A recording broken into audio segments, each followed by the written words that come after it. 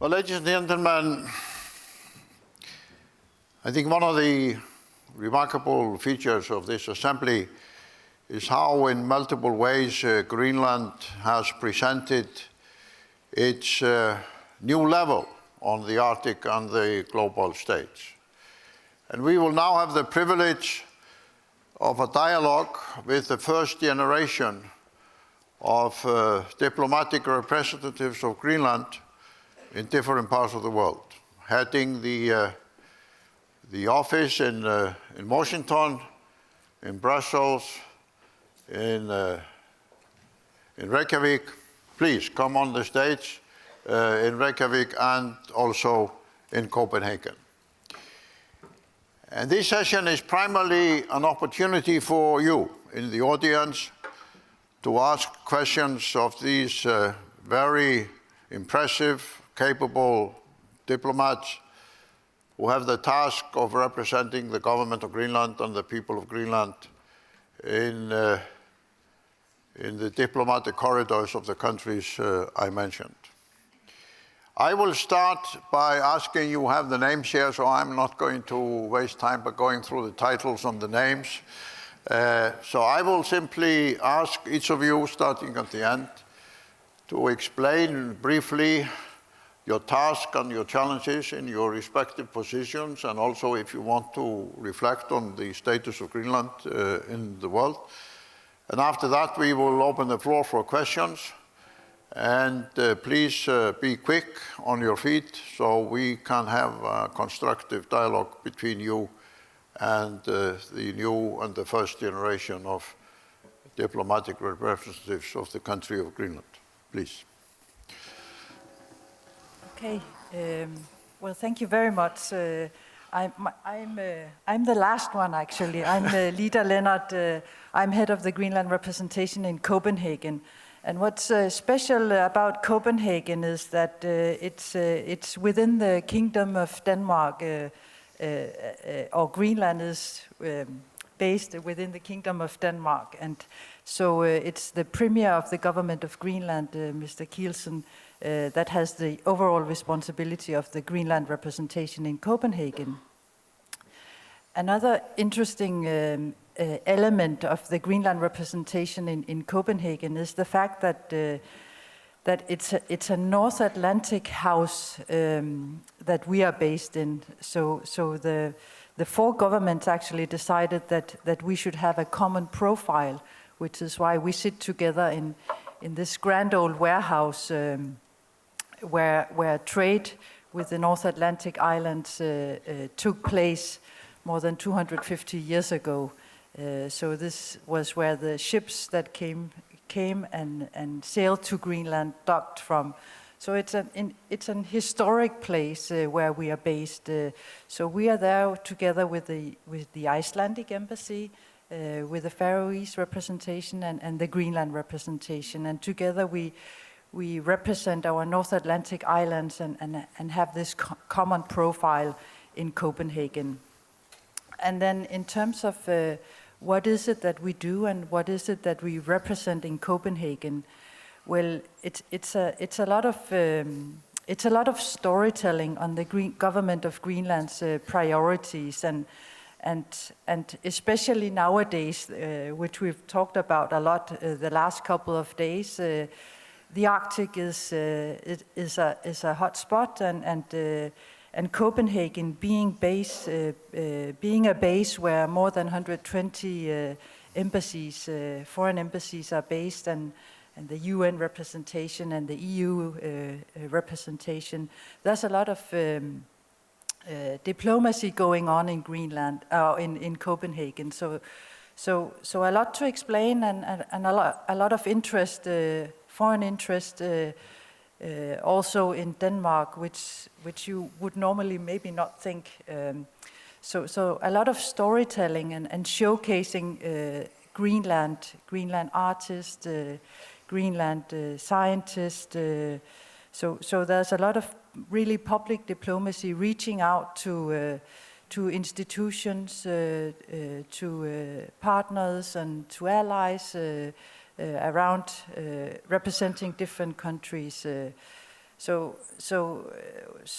really a very broad portfolio, but the heart of it is representing the government of Greenland and the government of Greenland's priorities. I think I will stop at Sure. this. Great. Yes. In our case, the relationship with the EU is of course, the main area of our activities. We have a number of agreements with the EU. We have cooperation on education, which is one of the main things that we work with the EU about. And then we have the Fisheries Partnership Agreement, where we cooperate on quotas and payment, of course, for these quotas. And in this period of time, where the EU's budget is being renegotiated, many of these agreements and frameworks that we have with the EU are also being renegotiated. So it's a busy time for us. Now, besides the two areas which we cooperate on, the Arctic is also an area where we have a lot of exchange, dialogue, together with other Arctic representatives in Brussels. So that's also an important area for us. And then we have cooperation with overseas countries and territories, which are linked to France, the UK, and then us, Denmark, and to Denmark, and the Netherlands. So we are in an organization, a club, together with Aruba and French Polynesia, St. Helena, Falkland Islands, which you perhaps would not expect. But all interesting islands, all small islands with small populations like ourselves, so a lot of parallels there. And then there's another thing that it perhaps is a little bit of a side thing, but also equally important, is that NATO also has headquarters in Brussels. So whenever we have a minister coming to Brussels, it's important that our minister or politicians come to NATO and speak with ambassadors and perhaps once in a while a general secretary of NATO, because it's an important thing, especially in these days and times. I am Inuuteq Olsen. I'm the head of representation in Washington, D.C. And I mean, Greenland been represented in Brussels since '92. And I've been tasked, or I was tasked in 2014 to open up their representation in Washington, D.C. because, Greenland is in a process of diversifying its relations with other countries. And so I think it was time to open up a representation in the U.S., but also I'm accredited to Canada, so I cover both countries. And I mean, the U.S.-Greenland relations have been, historically been very focused on the military presence as well as, but there's also a strong scientific cooperation between U.S. and Greenland. And there was a wish from the Greenland side to expand, the cooperation that we have to also include more commerce, economic, activities. So, and hopefully we're getting a little bit, we're making progress, these months. So hopefully, and that's what, what we want. We want to see, more concrete results on that. But being a small country and in a world capital like Washington D.C., you have to kind of know your way around, and trying to promote Greenland's interests, but also, tell the story of why it is that it's relevant, for the U.S. to engage more with Greenland, and that's,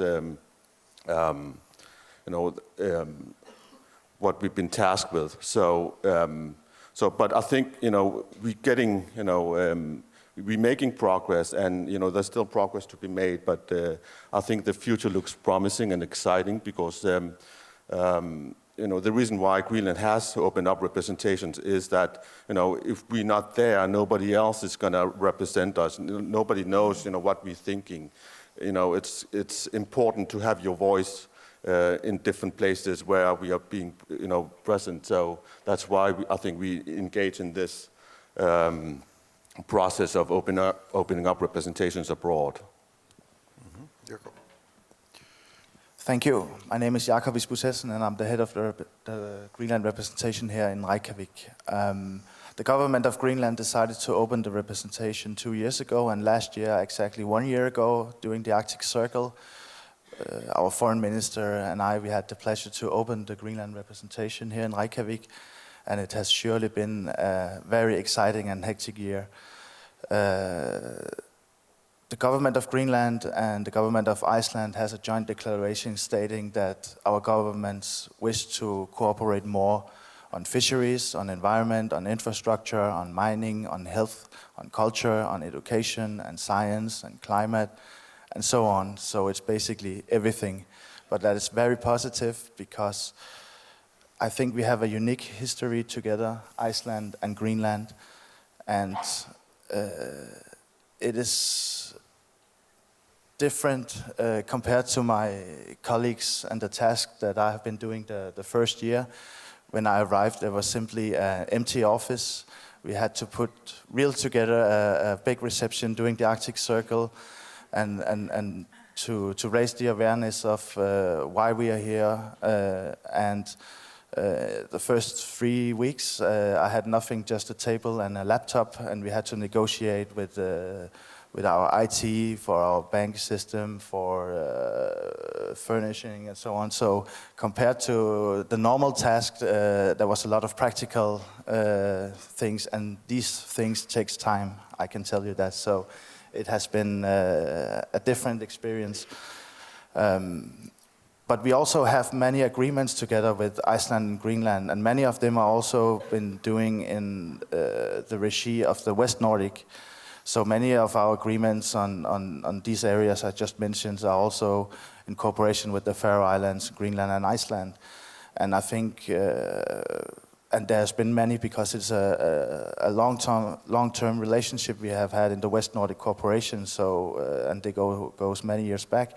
So I think one of the tasks has also been to get an overview over what kind of agreements we have. Is there something we can do better, and why are they not working properly, or are they doing okay? And is there something we can look into in these areas? And then I think also here in Iceland, it's fairly easy to be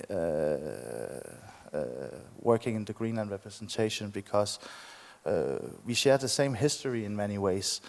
As you know, all the way back to the Vikings when Leif the Lucky and Erik the Red went from Iceland to Greenland and further on to Vinland and Helluland and Markland, that's North America.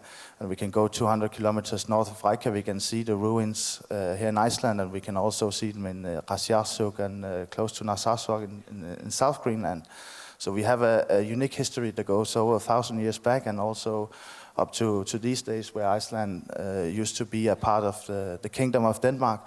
So when you are in the city and you are working with the different ministries, the institutions and people, they basically know the framework, they know the history, and that's already an easy thing when you have these things in common.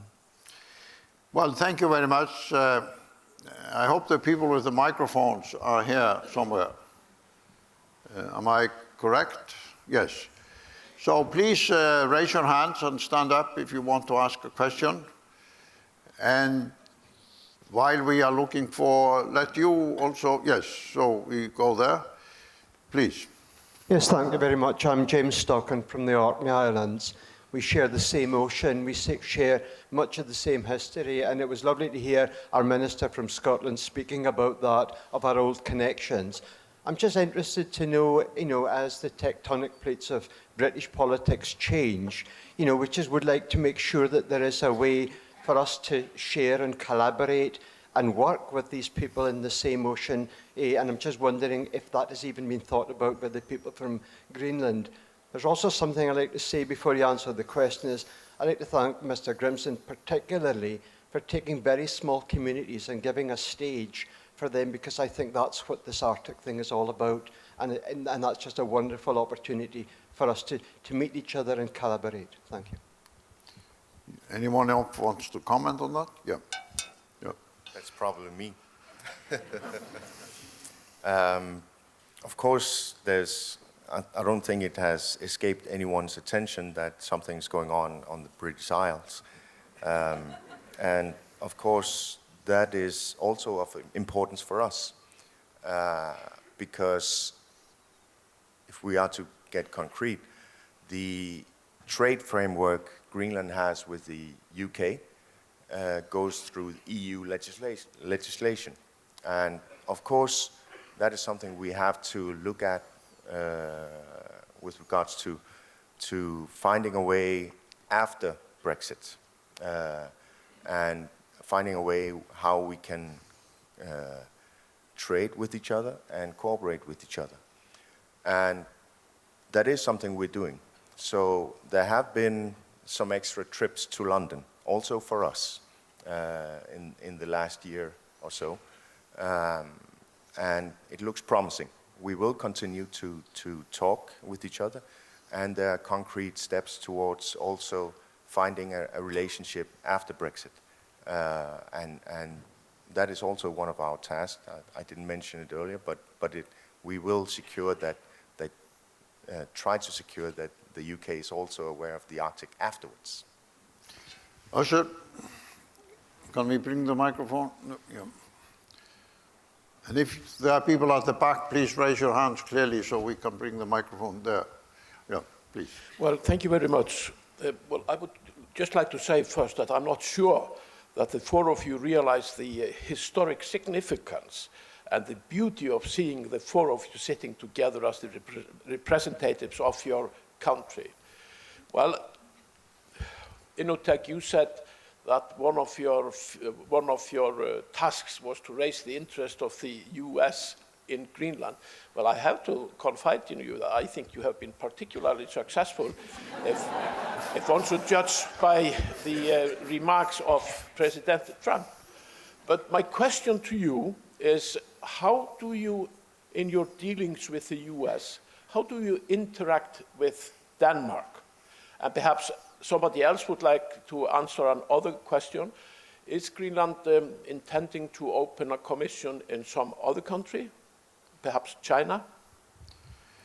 This was a question for those of you who don't know from Usher Skarpjansson, who is the former foreign minister of my country and is now the chairman of the Commission on Greenland that the Icelandic foreign minister set up in order to help us in Iceland to formulate more advanced policies and programs and plans in dealing with your great country. Yeah.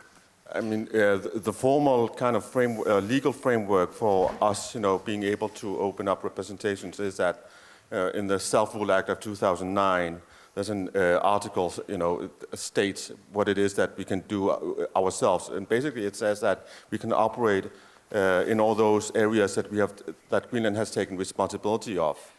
So we operate, pretty independently on a day-to-day basis. But then there's the security and foreign, hardcore foreign policy issues that are still the jurisdiction of Denmark, where we operate, together with the Danish embassy, for example, when it comes to military matters. So I mean, there's a division of labor depending on which areas that we have taken over, and that's only going to get kind of longer and longer as the years go by, I think. Thank you, Usher. I think also that the government of Greenland is continually looking at opportunities for expanding our presence around the world. Of course, it should make sense. You have to also remember that we have a very limited population. We are only 56,000 people on the world's largest island. So it's not just a question about open representations here and there and everywhere. We should also look into our resources and look to, into is it a benefit for the Greenlandic society as well. So with the few resources we have to prioritize very precisely and see where exactly will it make sense to open further representations. And I know our government and the administration back in Greenland is looking continuously into that. But thank you for the compliment, but I'm not sure whether I can take the full credit for it. But. Usher also asked about, I don't know whether you can comment on that, whether there are plans for opening up representations in other countries. Or... Didn't I just do that? I don't think there's any concrete plans, but that is something that our government is continuously working on, and then we will see what happens. Mm-hmm. Okay, there's a question there.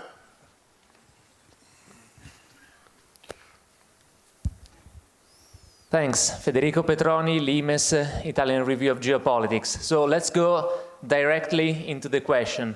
Are you going to open a representation in Beijing?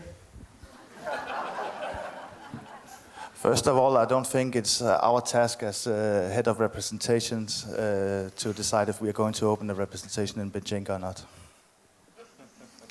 I would take that as a yes if I was.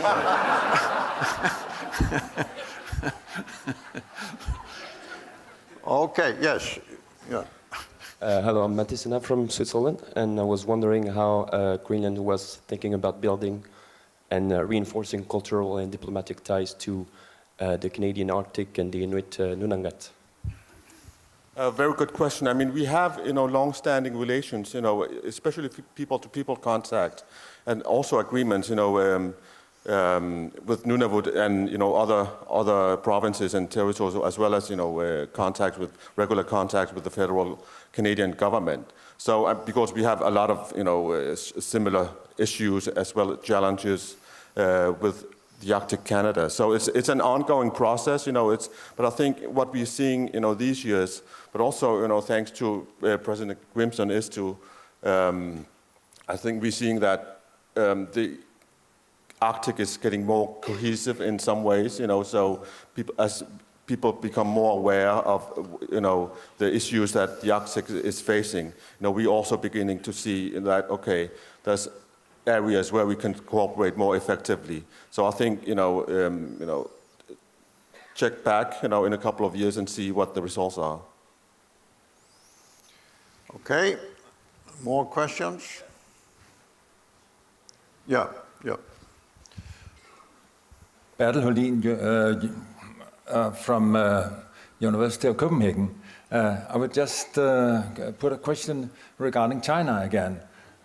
Because as we see, the United States has an anti-China campaign going on for the time being, trying to keep China out of the Arctic. How is the position of Greenland in this matter?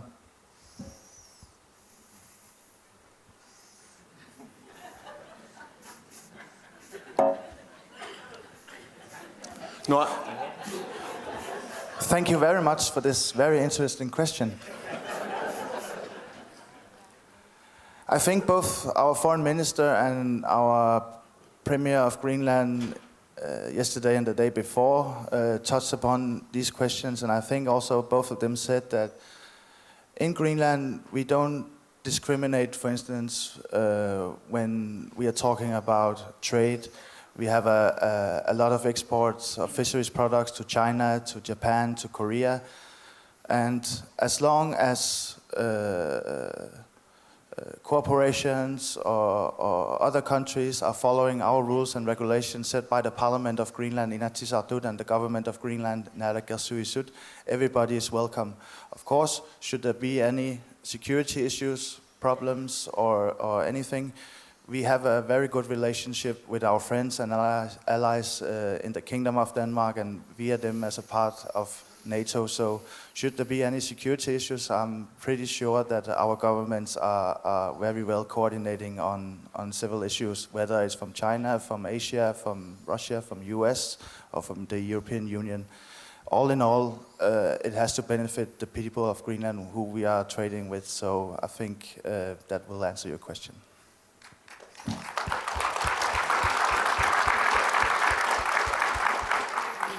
Can I ask you, in your endeavors, can you explain in terms of investors or economic interest, people coming to you and exploring possibilities of doing business in Greenland? You had a session here organized by your distinguished foreign minister, Greenland open for business. So what are the main questions about business in Greenland that you get and have got in the last few years? Well, seen from Copenhagen, I think what we have noticed in the representation in Copenhagen is many more visitors coming from abroad, going to Greenland, visiting Greenland, exploring for opportunities in Greenland and investment opportunities, obviously. And what we can deliver to them is a profile of the government of Greenland and the interest of the government of Greenland and just the story about who we are and what we prioritize and how you do business with us. For a lot of interest, of course, this is new. You are dealing with a new country, and to explain the self-governance element, being part of a kingdom and having associated relations to the union and having representations abroad can sometimes be a tremendous information for countries that normally do not deal with us. So who are we and how do we cooperate and what kind of alliances do we have? And I think a lot of times it comes as a surprise to partners. Of course, these years a lot of questions are raised about climate change and how we deal with climate change and what are the opportunities for Greenland in these days. And often it's the negative page of climate change that is put towards us as questions, but for Greenland it also has a positive effect, diversifying our economy, new species coming into our waters, economic development within the fisheries, and what else does that include? Development of tourism, investment in infrastructure, so kind of adds on to the positive effects of, or what we feel are positive effects also of climate change, diversifying the economy, going from a one-stringed economy to more options and more possibilities, not only by ourselves, but with our international partners. And that's an important element of the storytelling of Greenland when we meet interest through the representation in Copenhagen. Okay, let's have a brief comment. Another element is that investors and actors who are interested in going into Greenland is a very common question is, who do we talk with? Who do we talk to? And how are the competences between Greenland and Denmark? And one of the messages that we have that is that you need to speak and talk with Greenlandic partners. You need to speak with the Greenland government because we have the competences when it comes to business and mineral resources, fisheries, and what have you. That's us. It's directly with us that you need to go and talk with us and find solutions and agreements. Well, our time is up, but as my good friend, the former foreign minister of Iceland, indicated, I think what we have witnessed in the last half hour is an historic moment.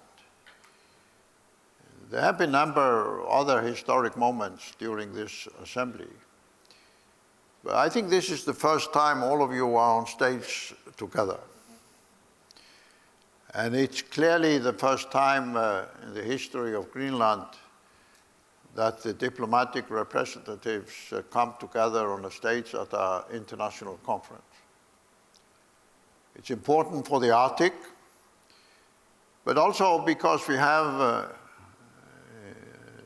in the program here the Global Arctic Indigenous Dialogue, where people from the Pacific Island states, from Africa, from Asia, have come here to seek inspiration about how indigenous people have been empowered in the Arctic. So what we have seen here now is not just noticed by us in the Arctic, it is also a significant milestone in the global history of the empowerment of indigenous people. You said that Greenland was a small country. I hope you don't say that in Washington. Because one of the interesting things that came out in the global media following this famous tweet was that Greenland was put on the map of the United States, and one saw how big part of the United States was covered if Greenland was put on the map. Might be a small nation, but it's a big country. And for the planet, it is the second largest ice mass after Antarctica. So what happens in Greenland in the coming decades and years will have monumental consequences on every continent, for every country, and every community in the world. So thank you very much for sharing the stage here today, and thank the audience for the question, and we will now move to the next session. Thank you.